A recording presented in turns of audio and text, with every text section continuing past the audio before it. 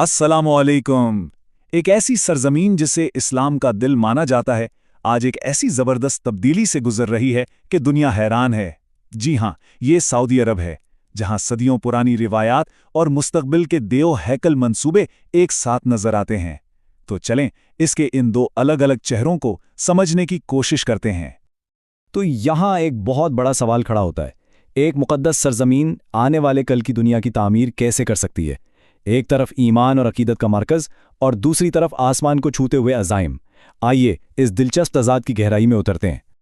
अच्छा, तो हमारा ये सफ़र इस बादशाहत के तज़ादात से शुरू होगा, फिर इसके रूहानी मरकज़ और तारीख़ से गुजरेगा, और इसके बाद हम आज की तब्दीलियों और मुस्तक़बिल के हैरानकुन मंसूबों को देखते हुए एक बहुत अहम सवाल पर बात ख़त्म करेंगे। तो सबसे पहले बात करते हैं उसके स्केल की। सऊदी अरब सिर्फ कोई आम मुल्क नहीं, बल्कि आलमी सतह पर एक बहुत अहम ताकत है। तकरीबन 4.25 करोड़ की आबादी और रकबे के लिहाज से दुनिया का 13वां बड़ा मुल्क होना, यही इसकी अहमियत बताने के लिए काफ़ी है।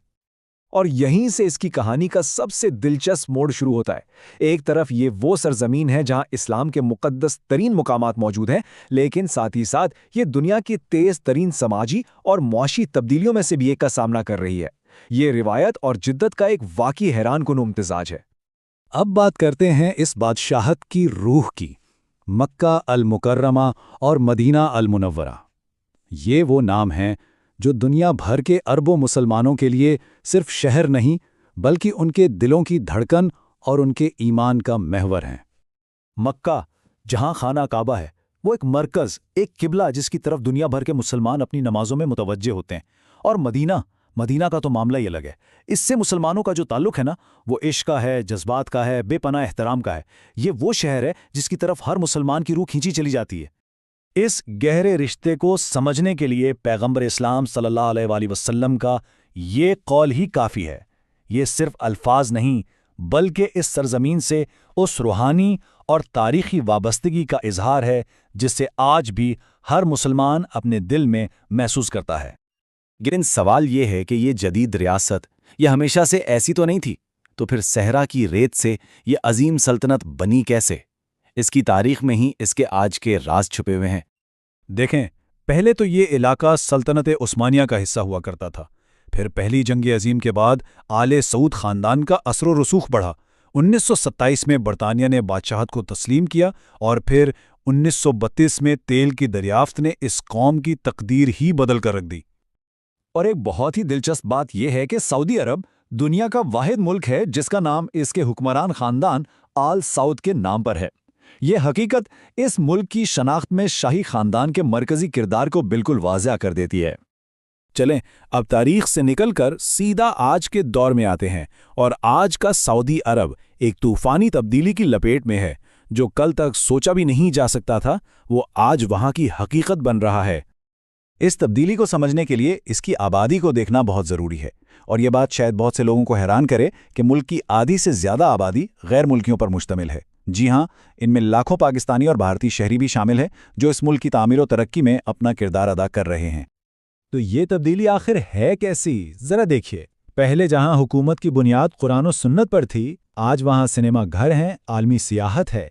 पहले जहाँ अवामी तफरीह महदूद थी, अब नाइट क्लब और कसीनो तक खोलने की बातें हो रही हैं। मकसद साफ है, दुबई जैसे आलमी मरकज़ का मुकाबला करना। और अब बात करते हैं उन मंसूबों की जो सिर्फ मुस्तकबिल नहीं लिख रहे, बल्कि यूं समझें कि एक नई दुनिया ही बना रहे हैं। ये वो प्रोजेक्ट्स हैं जो किसी के भी होश उड़ा सकते हैं। 3200 फुट, ये कोई आम नंबर नहीं। ये जद्दा टावर की वो ऊंचाई है जो उसे दुनिया की सबसे बुलंद इमारत बनाने जा रही है। यानी दुबई का मशहूर बुर्ज खलीफा जो 2717 फीट बुलंद है, वो भी अब पीछे रह जाएगा। जद्दा टावर 3200 फीट की बुलंदी के साथ आसमान पर एक नया निशान कायम करने वाला है। और ये तो सिर्फ एक झलक है। ज़रा तसव्वुर करें, यूटामो यानी पहाड़ के अंदर तफरीह की एक पूरी दुनिया। फिर सिराना, पहाड़ों को तराश कर बनाए गए होटल जहां सिर्फ हेलीकॉप्टर से जाया जा सकता है। न्यू मुरब्बा, रियाज के पास मुस्तकबिल का एक पूरा शहर। और सिंदाला, बहीरा अहमद के बीच एक ख्वाबनाक जजीरा। ये सब कुछ ये साइंस फिक्शन फिल्मों को हकीकत बनाने जैसा है।